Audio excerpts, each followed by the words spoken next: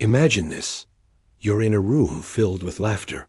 Friends talking in overlapping waves, the clink of glasses, someone telling a story you've already heard. You smile, nod, pretend. But you're not in it, not really. You're outside the glass, looking in. The warmth in the room doesn't reach you.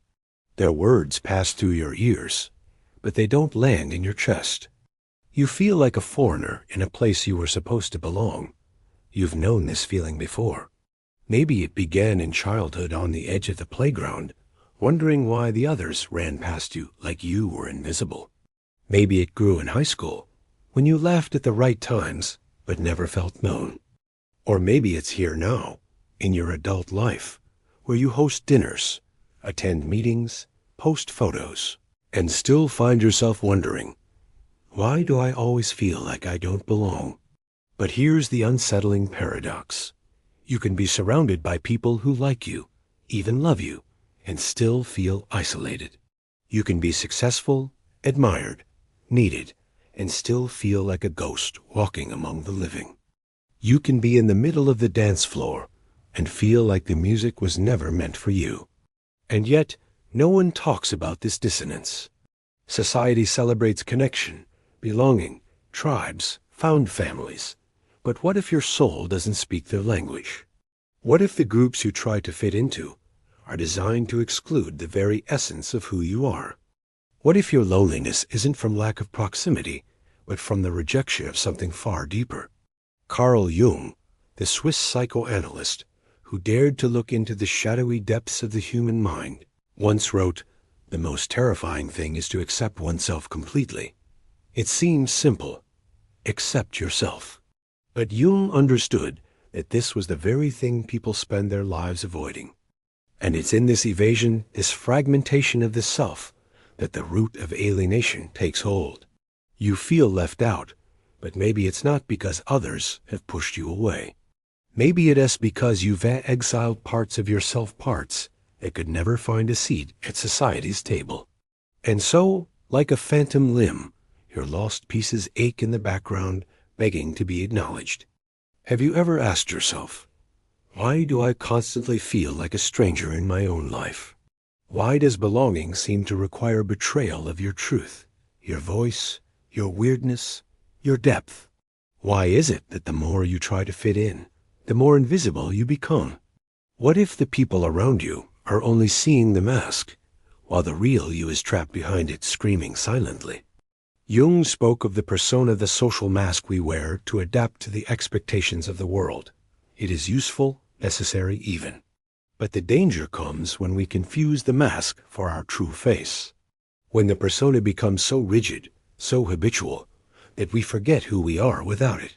What if your sense of not belonging isn't a social flaw, but a spiritual signal? What if it's not a weakness, but a calling? There is a specific kind of pain that comes not from being alone, but from being unseen while surrounded.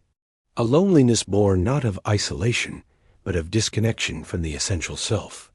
And society is masterful at rewarding those who perform, those who bend themselves to fit molds. But what is the cost of such belonging? What pieces of yourself did you have to amputate to be accepted? Now consider this. What if the fear of being left out is masking a deeper terror, the fear of being truly seen? It's easy to long for connection. Harder to confront the fact that we may have spent years offering a false version of ourselves to the world one designed to be accepted, not understood. And the more this mask is applauded, the deeper the ache becomes. Because the applause isn't for you, it's for the illusion.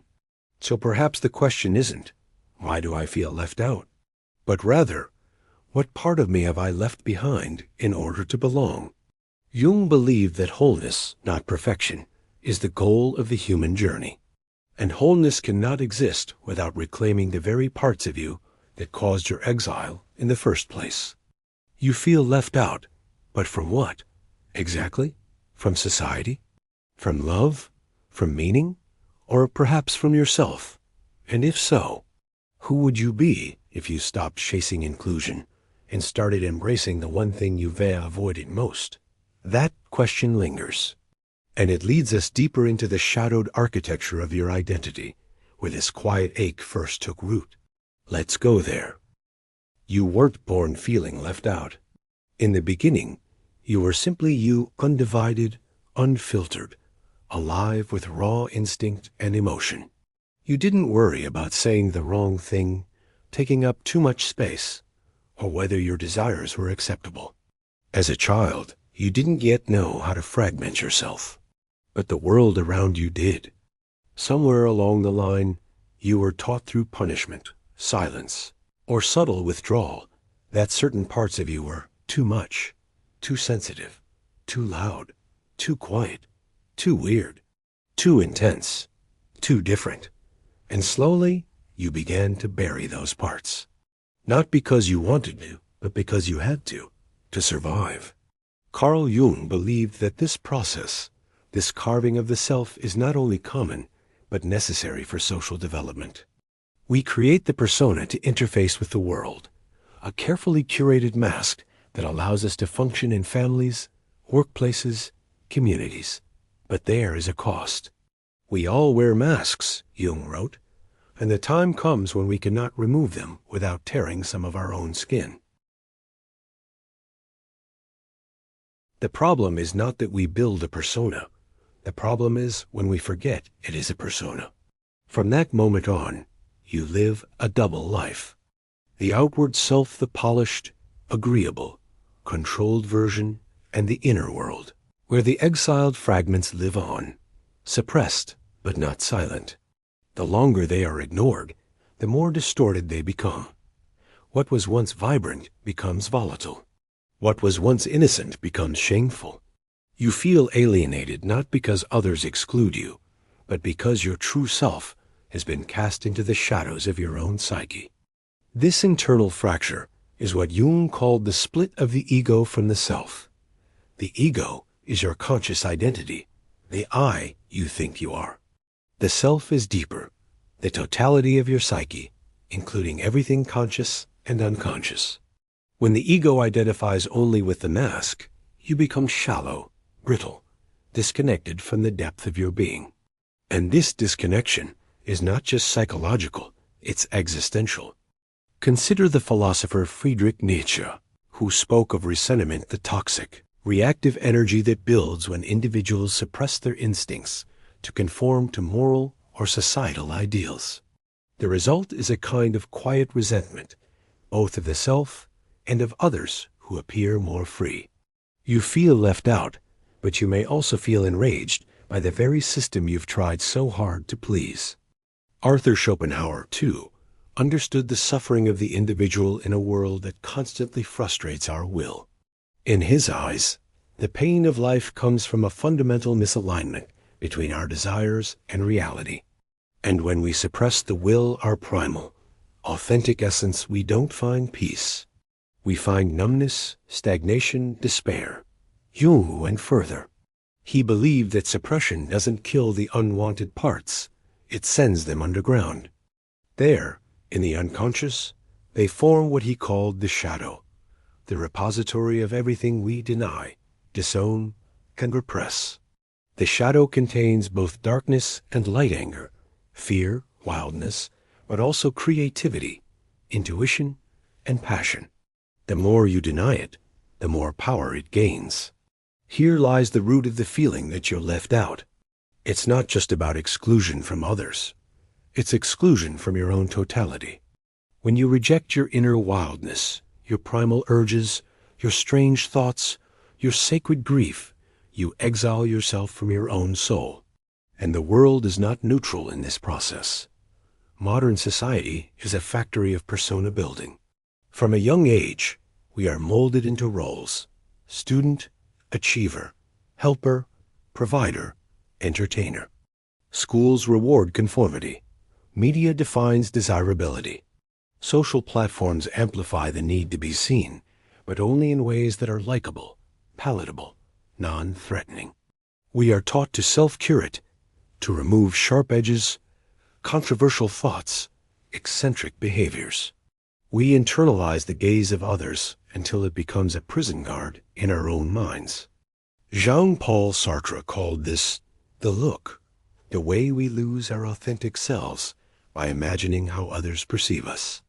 It's the death of spontaneity. You perform what you think will be loved. You contort yourself to avoid rejection. But this very performance is what estranges you from real connection. You feel left out because no one can truly connect with you if you are not truly there. And so the wound deepens. You meet others through the mask, and they respond to the mask, praise it, date it, promote it. But you know deep down that what they love isn't you. It's a version of you that was strategically designed to be accepted. That realization stings. It gnaws at the root of your identity. You feel like an imposter, even in your own relationships. And yet, the idea of dropping the mask feels terrifying. Who would remain? Would anyone stay? Would you even recognize yourself? Jung wrote that the privilege of a lifetime is to become who you truly are. But most people are too afraid to claim that privilege. They fear that the true self is too raw, too broken, too unworthy of love. This is the great illusion, that the real you is unacceptable, when in truth, it is the only thing that can ever bring true belonging. But there's one more layer, one even more hidden. The more disconnected you become from your deeper self, the more you start seeking wholeness through others. You romanticize friendships, lovers, communities, hoping they will complete you, reflect you, finally include you. But it never quite works, because no one can mirror back to you the parts you've refused to look at.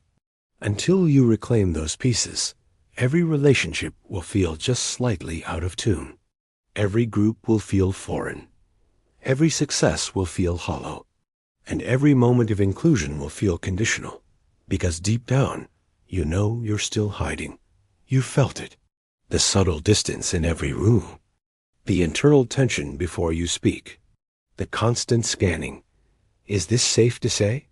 Will they still like me? The feeling that if people really knew you, they'd walk away. That's not belonging. That's survival. And you were meant for something more than survival. But the path forward isn't easy. It demands something most people avoid their entire lives. It demands that you turn inward, not to fix yourself, but to find yourself. Because the real tragedy isn't being left out by others. It's abandoning yourself before they even had the chance. And now, we must ask, what happens when this internal exile becomes chronic? What are the consequences of living year after year as a stranger to your own soul? Let's look into the long shadow cast by this disconnection on your emotions, your choices, your very reality. The wound is quiet, but it spreads like smoke through every room of your life. At first, it whispers through hesitation, second-guessing your words in conversation, holding back an honest opinion, smiling through discomfort because rocking the boat feels too dangerous. You think you're playing it safe, but something deeper is happening. Your authentic self is being overwritten by survival code. You stop trusting your impulses. You question your instincts. You learn to censor your emotions before they fully emerge. Why? Because you believe, often unconsciously, that if you show up as you really are, you will be misunderstood, rejected, or worse, forgotten entirely. This belief doesn't just cause emotional discomfort. Over time, it begins to shape your very reality. Carl Jung warned that the unconscious does not stay buried. It leaks, it acts out, it projects. And so, the parts of yourself you have abandoned begin to appear in the outside world disguised as triggers, obsessions, resentments, and strange compulsions. You might find yourself inexplicably jealous of people who are free-spirited or unfiltered. You call them too much, but deep down, a part of you envies their freedom. You might criticize others for their emotional intensity, but it's only because you've been taught to fear your own. This is projection, a cornerstone of Jung's psychology. Whatever we reject within, we cast outward onto others. And those projections distort our view of reality. You're not really seeing people for who they are. You're seeing the parts of yourself you cannot face. The world begins to feel hostile, judgmental, closed off. But perhaps the hostility was never truly out there. Perhaps it's the echo of your own disowned truth. And here's the devastating irony. The more you long for belonging, the more you contort yourself. And the more you contort yourself, the less likely you are to ever experience genuine connection. Because people don't connect to perfection. They connect to truth. In your attempt to avoid rejection, you create the very conditions that guarantee it. You smile when you want to scream. You agree when you want to rebel. You say, "I'm fine," when you're falling apart. And people believe you because you're so good at pretending. But the ache remains, and it becomes chronic. This internal conflict begins to rewrite your nervous system. Neuroscience shows us that chronic self-suppression activates the brain's threat response. You live in a subtle but constant state of tension, hypervigilant, exhausted, emotionally guarded, not because there is a real threat in the environment, but because you have become a threat to yourself. You no longer trust yourself to tell the truth, to want what you want, to need what you need. And when the self cannot trust itself, identity collapses into performance. You become whoever the situation demands. But the cost is enormous, the death of inner coherence. This incoherence bleeds into relationships. You attract people who mirror your fragmentation. Partners who love your persona but are terrified of your depth. Friends who thrive on the version of you that doesn't challenge them. Colleagues who reward your agreeableness but resent your power when it occasionally slips out. You tell yourself it's easier this way, but loneliness still stalks you in quiet moments, in the silence after a party, in the pause before falling asleep, in the moments when your mask slips and you wonder, would they still love me if they saw the real me? This is the crisis of false belonging, being included for the parts that are least true and excluded for the parts that are most alive. The longer this dynamic continues, the more exhausted you become, not just emotionally, but spiritually. Viktor Frankl, the existential psychologist and Holocaust survivor, spoke of existential vacuum, a state of inner emptiness that arises when life loses meaning. He observed that in modern society, people no longer face overt oppression, but a subtler despair, the feeling that nothing truly matters because no one truly sees them. This is the final consequence of being left out for too long, not just from others, but from yourself. You begin to question your very significance. You wonder if your voice matters, if your presence has weight, if your existence makes any real impact. And this isn't melodrama. It's a slow erosion of self-worth born from 1,000 tiny compromises. Even creativity dies here. Carl Jung believed the unconscious seeks expression through symbols, dreams, and creativity. But if you've silenced your true self, your creative fire dims. You might still produce, still function, still generate content or ideas, but something is missing. The spark, the soul, the sense that what you're creating is you. This emotional and spiritual numbness is not laziness. It's not apathy. It's the inevitable outcome of denying the essence of who you are. A person cannot thrive when they are fragmented. They can only survive, and even that becomes harder over time. And yet, you keep trying. You read self-help books. You optimize your habits. You seek validation. You attend retreats, make vision boards, practice positive thinking, but none of it touches the wound. Why? Because the wound isn't on the surface. It's buried in the places you refuse to look. You're not just seeking belonging. You're seeking restoration, of trust, of self, of meaning. But you can't restore something you never fully met in the first place. To truly heal, you must confront the terrifying possibility that the version of you who has been left out all this time is the most important part of you. The part that holds the key to your creativity, your clarity, your sacred rebellion. Until then, the consequences will keep compounding. The mask will grow heavier. The inner silence will grow louder. And the loneliness will become harder to explain. But if you can face the truth, if you can pull back the curtain, you may find something unexpected on the other side. Not shame, but power. Not rejection, but resurrection. Because the part of you that's been excluded is not your weakness. It's your unfinished story, your buried gold, your inner revolution, waiting to rise. And so, the question shifts. Not, how can I fit in? But what must die in me so that something more real can be born? This is where the rebellion begins. There comes a moment subtle but seismic when you stop asking, why don't they see me? And begin asking, why have I been hiding? This is the turning point. The quiet, soul-shaking rebellion that doesn't happen in a shout or a manifesto, but in the silence where you finally meet yourself. For most people, rebellion evokes imagery of raised fists, marshes, battles against external systems. But the most radical rebellion, Jung understood, is internal.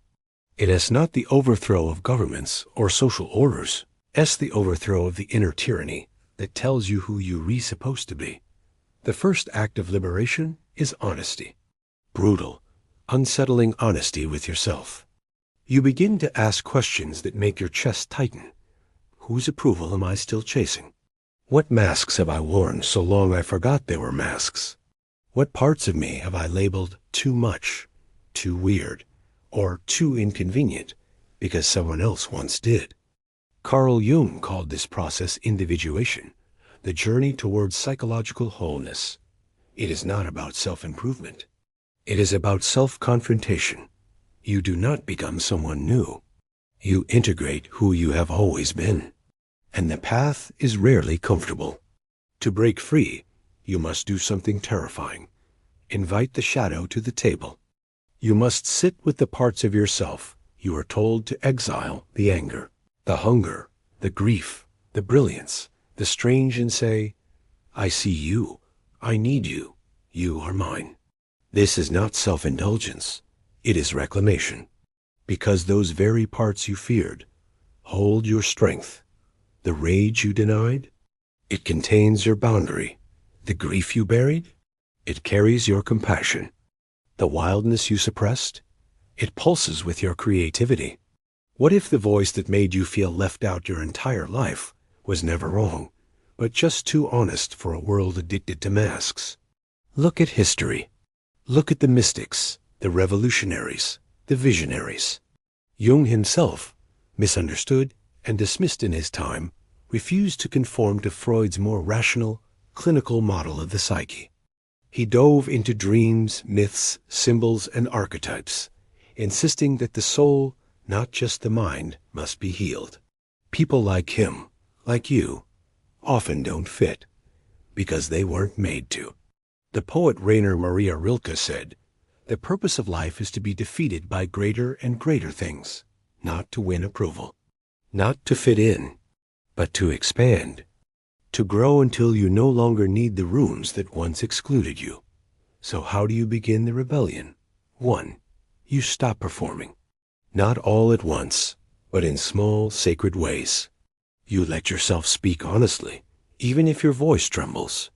You stop laughing at jokes you don't find funny.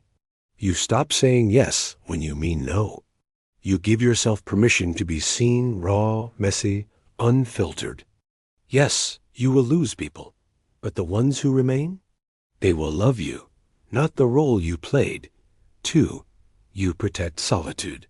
Because true self-reconnection doesn't happen in crowds. It happens in the stillness, when you are alone enough to hear your soul whisper.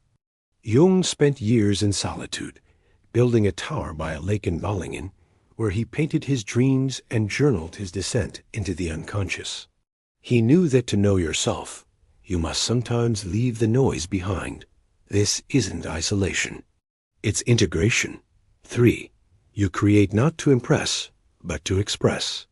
Write the poem no one may read. Dance the dance no one may watch. Paint, build, cry, screen create not as performance, but as a declaration. I am here. I am real. I refuse to be invisible to myself anymore. 4. You let go of needing to be understood. This is the hardest part. For so long, your ache came from feeling left out, not mirrored. But sometimes, the most authentic path is the loneliest at first. Jung wrote that the individual journey often leads away from the collective. But it is only through individuation that we truly connect once we've dropped the illusions. The irony is this: once you stop trying to belong, you create space for belonging to emerge. Not forced, not manipulated, but earned through truth. 5. You become radically curious about your inner world. Not judgmental, curious. Every trigger, every dream, every strange craving or irrational reaction is a breadcrumb from your unconscious. Follow them. Journal them. Listen. Your inner world is not broken. It is speaking a language you've forgotten. Learn to translate it. This rebellion is not linear. Some days you will feel powerful, others fragile. But each time you choose truth over performance, you reclaim a piece of your soul. And with each piece, something begins to shift. You stop looking for mirrors in broken places. You stop chasing love that demands your silence. You stop measuring your worth by your inclusion in rooms that never honored your depth. Instead, you become a room, a sanctuary, a force of gravity for those who are also ready to be real. People will feel it, the shift, the energy, the refusal to participate in the game. You won't need to beg to be seen, because you will have seen yourself, and that changes everything. There's a sacred power in becoming the person you were once afraid to be. And eventually, the question of being left out dissolves. Not because the world changed, but because you did. Because the moment you stop abandoning yourself is the moment you stop feeling abandoned by others. Carl Jung once wrote, "Who looks outside dreams. Who looks inside awakens." This rebellion is not against society. It is a rebellion for your soul. And as that awakening begins, you start to realize you were never meant to fit in. You were meant to remember who you are. And once you do, the final realization awaits, the truth that changes everything. And now, the truth that's waited in the silence all along. Not loud, not flashy, but ancient, timeless, piercing. You never truly felt left out because others rejected you. You felt left out because you were never fully here. You've been living in fragments, pieces of yourself, scattered across years of self-censorship, shame, and silent endurance. The you that laughed too loudly. The you that cried too easily. The you that questioned everything when everyone else nodded along. All of it quietly buried beneath masks you never meant to wear this long. And here is the unbearable truth Jung understood, the one most people spend a lifetime avoiding. What you think is loneliness, ... is actually self-abandonment. That ache in your chest? It's not a hunger for others. It's a hunger for you. And the tragedy? You have always been standing just a few inches outside your own life, watching, performing, pretending, protecting, but never inhabiting. Jung knew that this disembodied state, this exile from the self, is not just psychological. It is spiritual. You cannot feel meaning, purpose, or belonging if your soul has been split and stashed into dark corners. If the center of you, the self, is locked behind gates labeled too much or not enough, the ultimate truth, belonging, isn't found. It's remembered, and not remembered in the eyes of others, but in the mirror of your own presence. That mirror might be cracked, but even shattered glass reflects something. You are never meant to fit in. You are meant to come home, to the self, the full, integrated you, the one who has teeth and tears, fire and softness, questions and knowing, the one who is not a brand or a biography, but a mystery unfolding moment by moment. Jung's work pointed always toward this wholeness, not perfection, but integration. He wrote, "I'd rather be whole than good." What does that mean? It means giving up the constant performance of being acceptable, safe, or pleasing, and daring to be complete, messy, alive. It means choosing inner truth over outer applause. It means that sometimes you will walk away from tables where you are liked, in order to sit alone in a room where you are real. And that room, at first, will feel hollow, abandoned. But in time, you'll notice something, a presence. Not external, yours, the real you never left. She was just waiting. He was just silenced. They were just forgotten under the noise of becoming what they needed you to be. And now you remember. You see the world again, but this time not through the filter of your wounds, not scanning for rejection, not shrinking for love.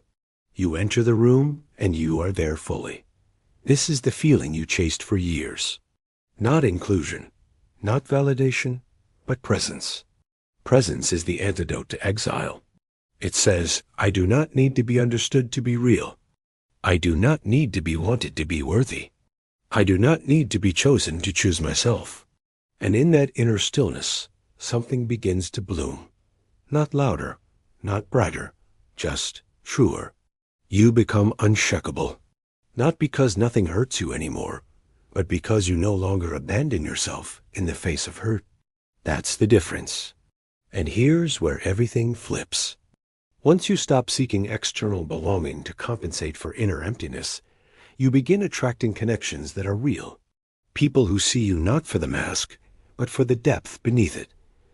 People whose presence feels like exhale, whose eyes don't scan you for flaws, but rest in your wholeness like it's familiar. But it only happens when you go first, when you dare to belong to yourself, even when no one is watching, especially then.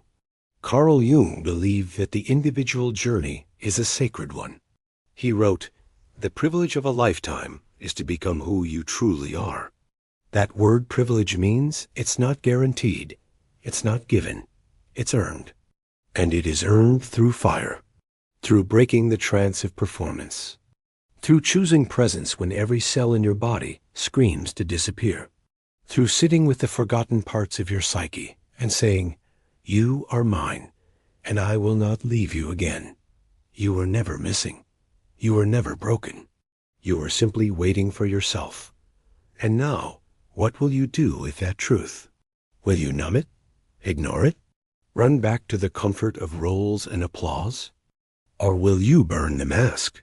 Will you sit down with the self that's been exiled for decades and listen? Not fix, not shame, just witness. That's how it begins. Not with transformation, but recognition.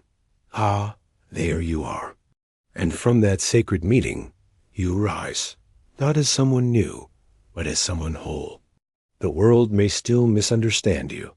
Some people will still leave, but you will no longer feel left out because you are in, fully, finally, home. And that changes everything. Not just for you, but for every room you enter, every person you meet, every truth you speak. Because now you carry something rare, not confidence, not charm, but presence. The kind of presence that can only come from a soul no longer at war with itself. This is the truth behind the ache you've carried. You were never meant to find your place by shrinking. You were meant to become so whole that the world rearranges itself around your truth. And the ones who truly see you, they won't be drawn to the mask. They'll be drawn to the glow that comes from someone who finally belongs to themselves.